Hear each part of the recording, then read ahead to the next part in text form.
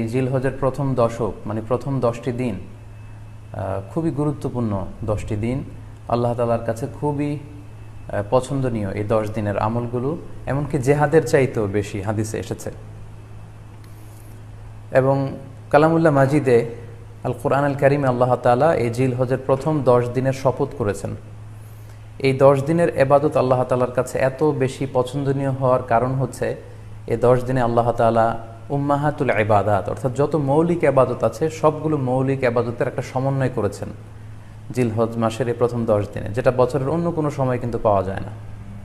কারণ এই 10 দিনের ভেতরে সালাত আছে, নফল সিয়াম আছে, সাদাকা আছে, কুরবানি আছে, হজের প্রসঙ্গটা আছে, যেটা বছরের অন্য কখনো এরকম উম্মাহাতুল ইবাদাত অর্থাৎ যত মৌলিক আবাদত আছে সব মৌলিক আবাদতের কম্বিনেশন সমন্বয় বছরের কোনো সময় কিন্তু আসলে হয় না, যেটা হয়ে থাকে জিলহজ মাসের প্রথম এই 10 দিনের ভেতর। এজন্য এই 10 দিনের ইবাদত আল্লাহ তাআলার কাছে অত্যন্ত বেশি প্রিয়।